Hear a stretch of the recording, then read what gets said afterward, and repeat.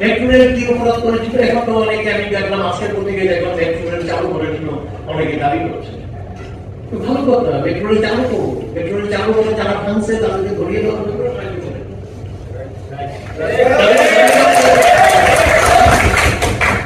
তারা কারা আপনারা তো জানেন,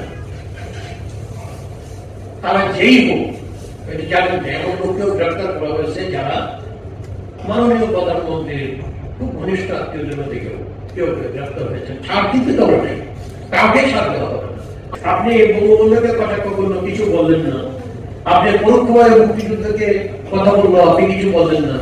আপনি এই যে যদি আইনশৃঙ্খলা রক্ষাকারী বাহিনীর গুলিতে কেউ নিহত হয়ে থাকে সেটা যদি আপনি নিন্দা করেন, ঠিক আছে, আপনার দিক থেকে আপনি যদি নিন্দা করেন সেটার একটা যৌক্তিকতা আপনার কাছে থাকতে পারে।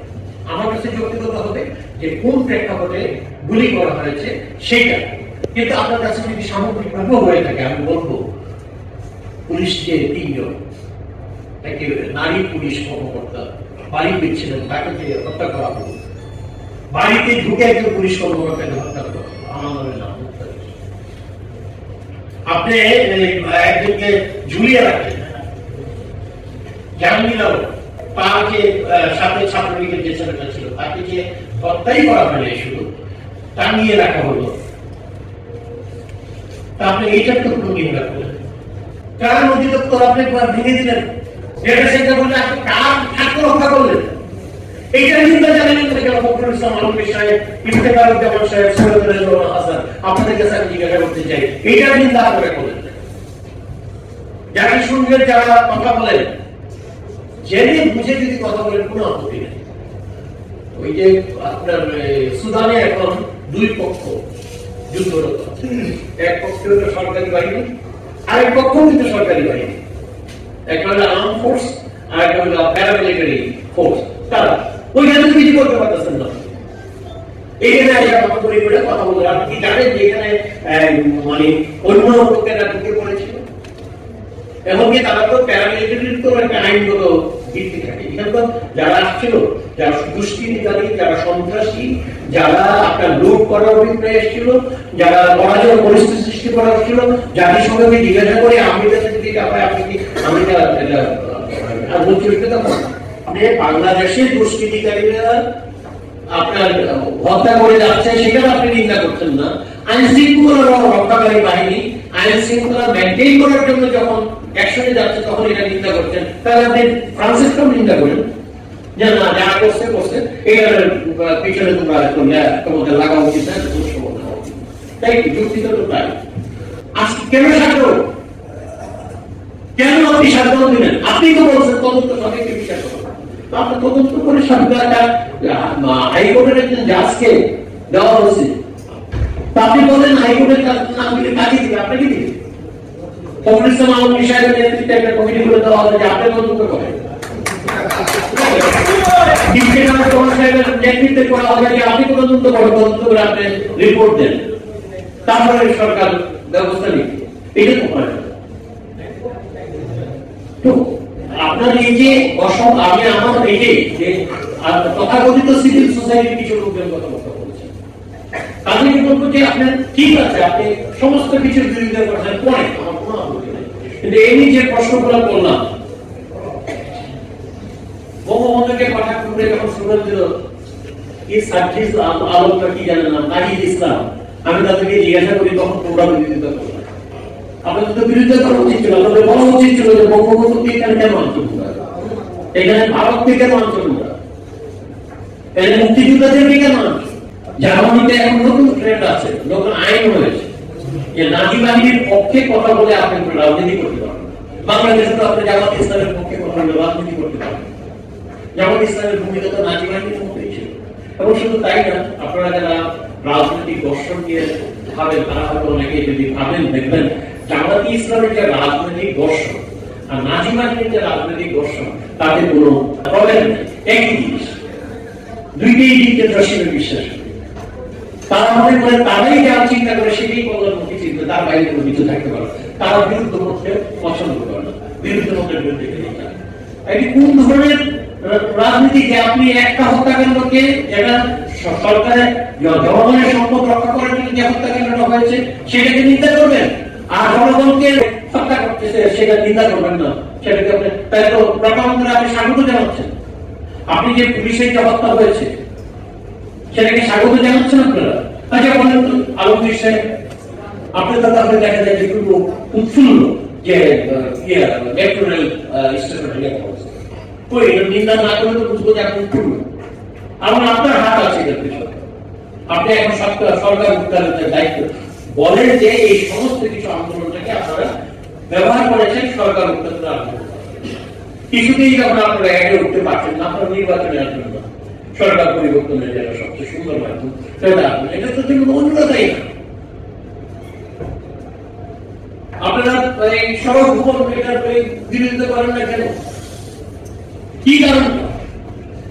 হ্যাঁ, যদি আপনি বলতেন যে এইটা যারা করেছে তাদেরও আমরা নিন্দা জানাই, তাহলে বুঝতাম যে আপনাদের রাজনীতিটা দেশপ্রেমিক রাজনীতি। আপনাদের রাজনীতিটাই হলো দেশবিরোধীমূলক। তার প্রমাণ হলো যে আপনারা দেশের সম্পদ যখন নষ্ট হচ্ছে তখন আপনারা কোনো কথা বলছেন না, নিশ্চিত।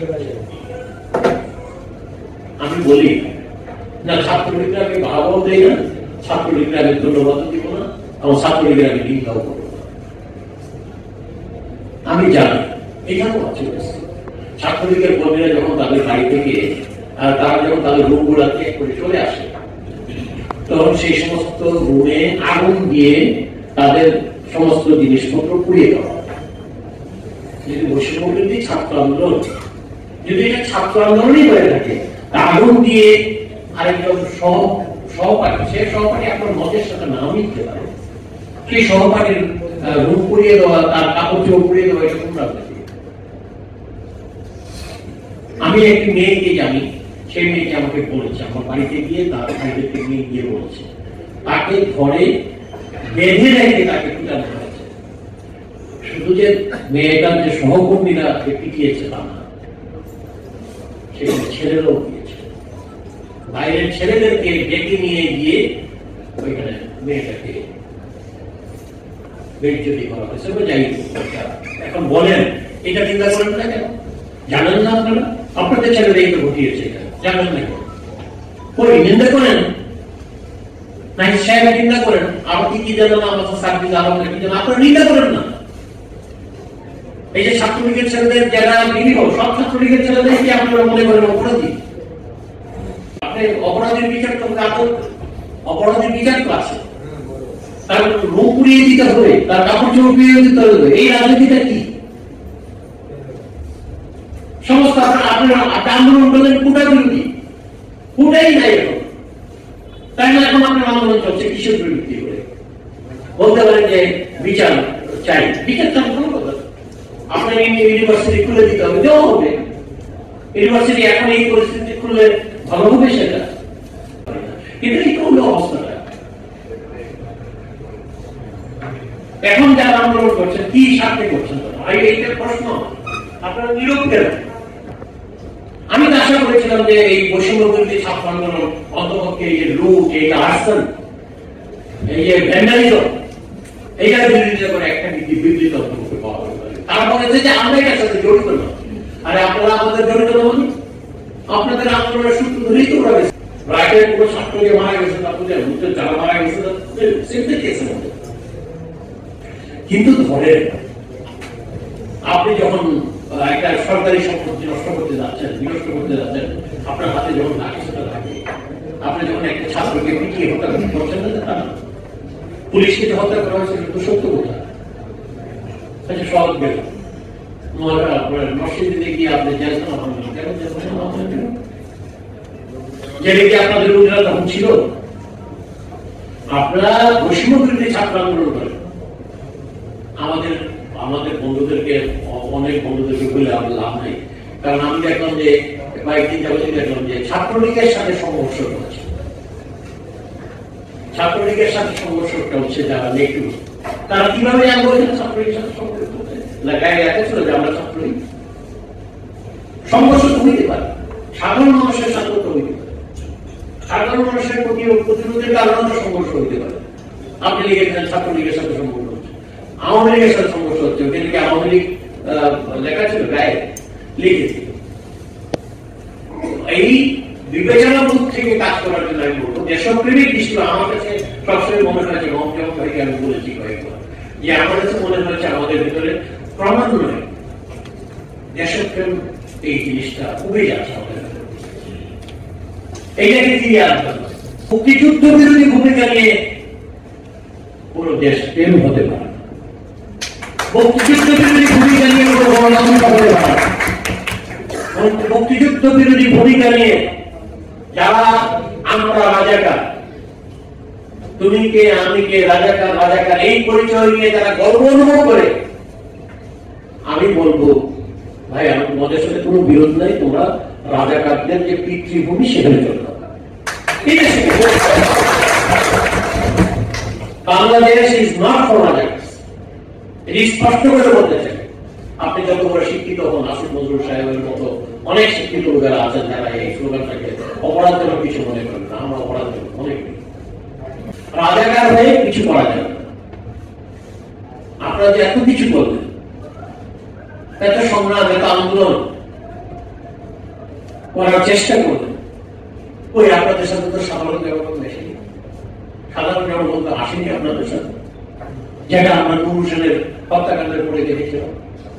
সাধারণ মানুষ কিন্তু স্বতঃস্ফূর্ত ভাবে নেমে এসেছিল, ওইটার বলে জনতা আন্দোলন, ওইটা হলো কোন অভ্যুত্থান, কোন অভ্যুত্থানের আন্দোলন, একসাথে বিরুদ্ধে হয়েছিল, খালেদা জিয়ার বিরুদ্ধে হয়েছিল, এমনকি জিয়াউর রহমানের বিরুদ্ধে বড় বড় আন্দোলন হয়েছে। সে তো তার অনেক ট্যাকটিস ছিল এবং ব্রুটাল অ্যাক্টিভিটি ছিল, সেটাকে লোক আন্দোলনগুলো নানা ভাবতে পারে কম করে বিরক্ত হয়ে গেছে। এখানে তো সেরকম কিছু না। সরকারের সম্পত্তি নিশ্চিত করে সরকার উদ্ধার করা যাবে না, কিন্তু তো আপনার কোনো লাভ নেই, এটা তো আপনার প্রয়োজন লাগবে। আপনি যদি সরকারে আসেন এটা আপনার প্রয়োজনে লাগবে, সরকার আপনি ক্ষমতায় আসেন আপনারও তো প্রয়োজন লাগবে। আপনি তো নিজের প্রায় কোরআন মারছেন, আপনি তো বুঝতে পারছেন না। আর এই কথা বলে যাদের দেশ পাকিস্তান, যাদের বাপের দেশ পাকিস্তান, তারা ভাগ পাবেন না, স্পষ্ট ভাষায় বলছে। কোন লাভ আমরা যারা মুক্তিযোদ্ধা, তারা একেবারে শেষ রক্তবন্ধু থাকতে আমরা কখনো এই ধরনের অপতৎপরতার সাথে আপোষ করবো না এবং আমরা লড়াই করি।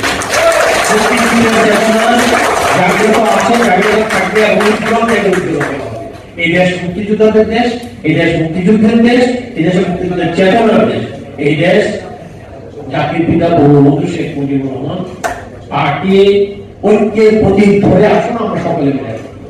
আমার কবি পরিণত না মুক্তিযুদ্ধের পক্ষে অন্তপক্ষে থাকেন, কিভাবে রাজাকার পরিচয় দিয়ে যারা তাদের পক্ষে থাকে না, অবাক লাগে। লজ্জা করে না, ঘৃণা করে না। আই হেট একটা সর্বান্তরণে বলছে, অন্তকরণে বলছি, যারা নিজেদের পরিচয় রাজাকার করে দেয় তাদেরকে আমি ঘৃণা করি, তাদের প্রতি আমি ঘৃণার থুতু নিক্ষেপ করি এবং সকল মানুষেরই তাই। আপনাদের সকলকে ধন্যবাদ।